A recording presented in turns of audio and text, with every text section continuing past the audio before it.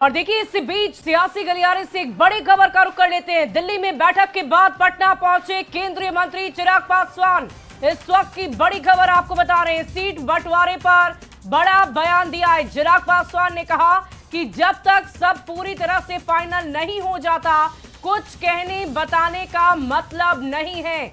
सही समय पर बताया जाएगा और अभी बहुत ही शुरुआती दौर की वार्ता चल रही है। चिराग पासवान का ये बड़ा बयान सामने आया है।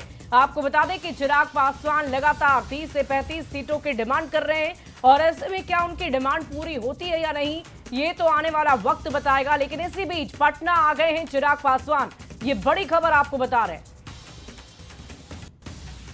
जैसा मैंने कहा कि सही समय पे सारी जानकारी साझा की जाएगी। अभी बहुत शुरुआती दौर में बातचीत शुरू हुई है।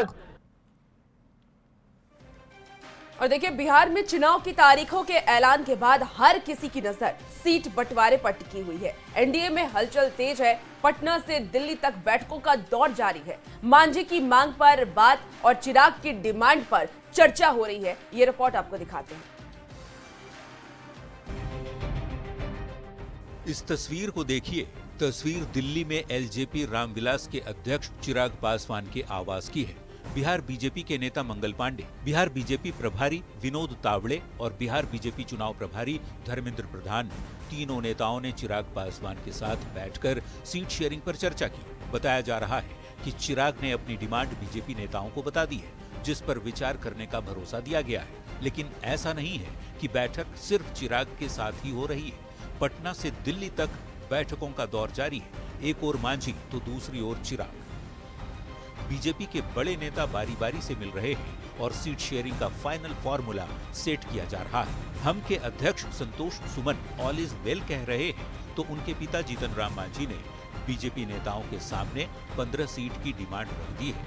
जब 60% हमारा स्कोरिंग है तो 7 में 6 हम जीत सकते हैं, तो 8 के लिए हमको कम से कम 15 सीट चाहिए। गठबंधन के साथ पार्टियों के अंदर भी बैठकों का दौर तेज। पटना में खुद मुख्यमंत्री नीतीश कुमार ने टिकट बंटवारे को लेकर जेडीयू नेताओं के साथ बैठक की। शेयरिंग का कब तक सब कोई दिक्कत नहीं, अगले 2-3 दिन में सब हो जाएगा। चुनावी रणनीति को अंतिम रूप देने में जुटे सत्ताधारी बीजेपी और जेडीयू के नेता ये दावा कर रहे हैं कि सीट बंटवारे पर सहयोगियों के साथ सहमति बन गई है और जल्द ही सीट शेयरिंग के फॉर्मूले का ऐलान भी कर दिया जाएगा। कोई झंझट नहीं है। अनुभवी और सुलझे हुए लोग हैं और जिनके मन के अंदर सेवा का भाव से काम कर रहे हैं, उन व्यक्ति को कहीं प्रॉब्लम और कहीं समस्या नहीं आती।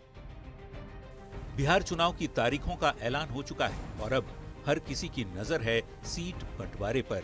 2 दिन बाद 10 अक्टूबर से पहले चरण के लिए नामांकन की प्रक्रिया शुरू होने वाली है। देखना होगा इससे पहले एनडीए में सीट शेयरिंग का फॉर्मूला आता है या अभी और इंतजार करना होगा। पटना संवाददाता आनंद अमृतराज, शैलेंद्र कुमार और दिल्ली रिपोर्टर अमितेश सिंह के साथ ब्यूरो रिपोर्ट, न्यूज़ 18।